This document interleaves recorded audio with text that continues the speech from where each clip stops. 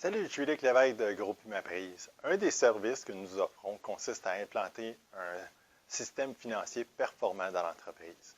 Comme système financier performant, un des éléments qu'on met en place, c'est le calcul du seuil de rentabilité. C'est le propos de cette capsule de formation mensuelle.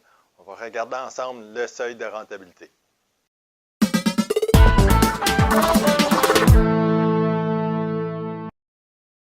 Salut, bienvenue à cette formation. Non, vous ne rêvez pas, je ne me suis pas changé pendant l'entraque. Quand je suis arrivé au montage, j'ai regardé ma performance, je n'étais pas satisfait avec ce que j'avais fait. J'ai décidé de refaire la vidéo. C'est pour ça que je ne suis pas habillé pareil comme dans l'introduction. Vous ne rêvez pas. Ce qu'on parle aujourd'hui, c'est le calcul du seuil de rentabilité.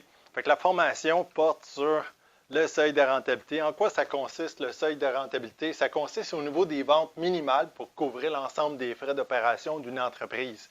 Passer le seuil de rentabilité, c'est là où ça commence à être super intéressant, c'est l'entreprise réalise des profits. Ce qu'on va voir aujourd'hui, c'est vraiment comment calculer ce seuil de rentabilité-là.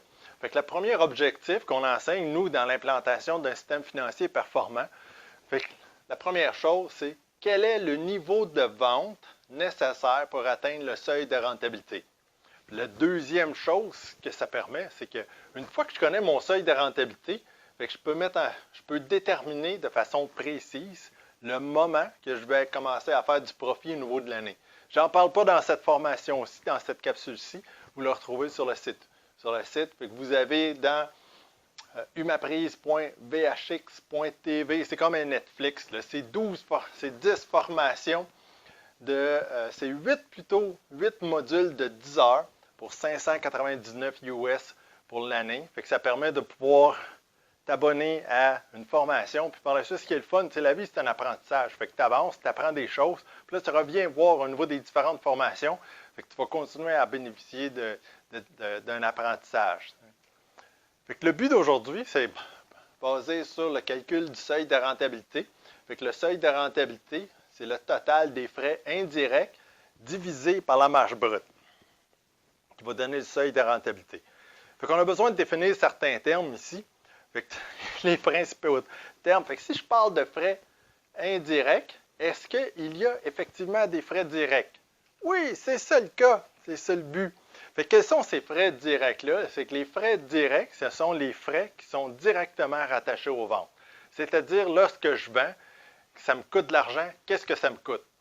J'ai besoin de déterminer. Voici l'ensemble des frais. Ça peut être des frais de transport ou de déplacement. Ça peut être des frais d'essence, des frais de transaction au niveau des cartes de crédit, des frais d'approvisionnement, les frais de salaire des employés, si les employés ne sont pas des employés administratifs. Si je suis un manufacturier, ça va être mon coût de fabrication, ça va être commission sur vente si j'ai des vendeurs qui sont sur place, ça va être mon amortissement au niveau de la production, les équipements de production. Bref, c'est tout ce qui me coûte de l'argent quand je fais de l'argent, quand je fais des ventes. C'est ça que j'ai besoin de déterminer. Parce que si je ne détermine pas ça de façon bien précise, je détermine que j'ai besoin de 100 000 $ de vente par mois pour arriver. Les gens payent par carte de crédit. Première des choses que je pense qui se passe, c'est que je ne l'ai pas mis dans les frais directs. J'arrive à la fin de l'année, puis il y a une perte de 20 000 $. Pourquoi? Parce que même si j'arrive juste, je vais avoir une perte. Cette perte-là est rattachée à quoi? Elle est rattachée au fait que j'ai mal considéré les différents frais fixes, pas frais fixes, les frais directs. C'est les frais qui sont rattachés directement aux cartes de crédit. Maintenant, ce qu'on nous amène à déterminer les frais indirects, parce qu'ils font partie de la formule, c'est ça la formule. La formule, en réalité, c'est tous les frais qui ne sont pas rattachés aux ventes. C'est les frais qui sont indirectement rattachés aux ventes.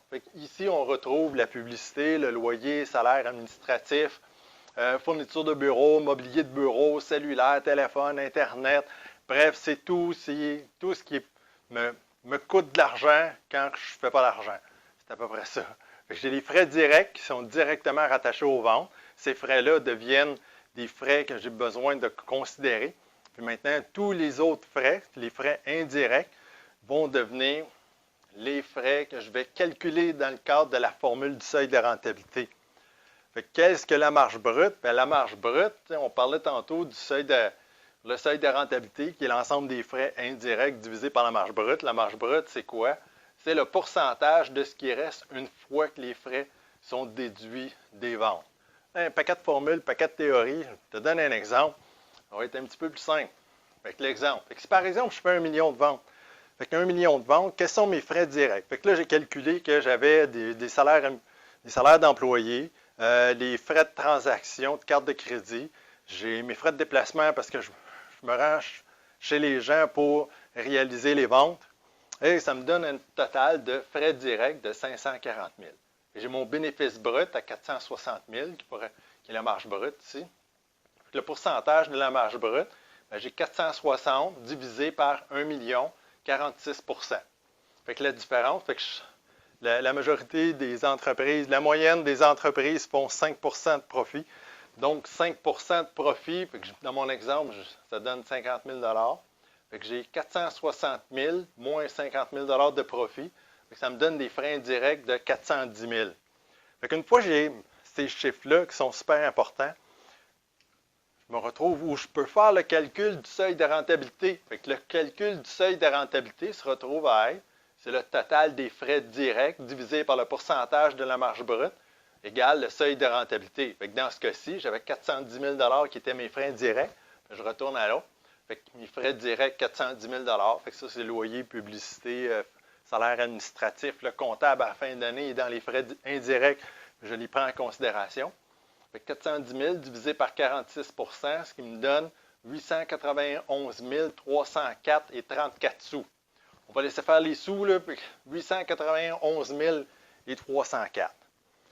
Ça, c'est le seuil de rentabilité. Ça veut dire qu'à 891 305 je commence à faire du profit. C'est ça qui est important de pouvoir déterminer. Parce qu'une fois que j'ai ça, je veux faire ma preuve de concept ici. Ça veut dire que si j'ai des ventes de 891 304 000 donc mes frais directs vont être de 481 000 j'ai un bénéfice brut de 410 000 fait que mon pourcentage est de 46 % ici. Fait que j'arrive à un profit de 0. Fait que ça me permet de faire la preuve de concept parce que j'arrive exactement où je voudrais être par rapport au seuil de rentabilité. Fait que ça, ce que ça veut dire, c'est qu'à 891 305 l'entreprise commence à faire du profit. Plus le calcul du seuil de rentabilité est bien fait, plus ça permet de pouvoir justement choisir par la suite. Ça ne sera pas le but de ce propos, de cette formation-là, j'en parlerai à un autre moment donné, qui est basé sur les stratégies corporatives. Fait que je peux décider. Fait que si je fais mon budget, là, je détermine qu'on va faire ça simple, c'est de janvier à décembre, puis qu'au 31 octobre, j'atteins mon seuil de rentabilité dans mon budget. Ça veut dire qu'en novembre, décembre, je peux mettre en place des nouvelles stratégies. Je peux mettre en place une première stratégie, c'est que soit que je vais augmenter mes profits, pas mes profits, mais mon prix. En réalité, je n'ai rien à perdre. Fait que si je ne vends pas, tout est couvert de toute façon. Ou je vais diminuer mes prix parce que je veux maximiser au niveau des ventes. Ou je vais décider d'offrir des bonnets aux employés pour les récompenser. Ou stratégie numéro 3, qui peut plaire à certaines générations, je vais décider de me la couler douce. Fait que je vais relaxer sans stress. Je peux même fermer l'entreprise novembre, décembre, tout est payé. Fait que le seuil de rentabilité est établi sur 12 mois. Fait que je sais qu'au 31 octobre, je vais atteindre, dans l'exemple, au 31 octobre, j'atteins mon seuil de rentabilité. Ça veut dire novembre, décembre, que je vende ou que je ne vende pas, le loyer est payé quand même. Fait que c'est là où c'est intéressant de pouvoir mettre en application différentes stratégies comme ça. Fait qu'en conclusion, vos chiffres vous parlent. C'était super. Moi, je vous encourage fortement, là, si vous êtes dans une entreprise, vous avez à gérer des chiffres, c'est bon de connaître vos chiffres.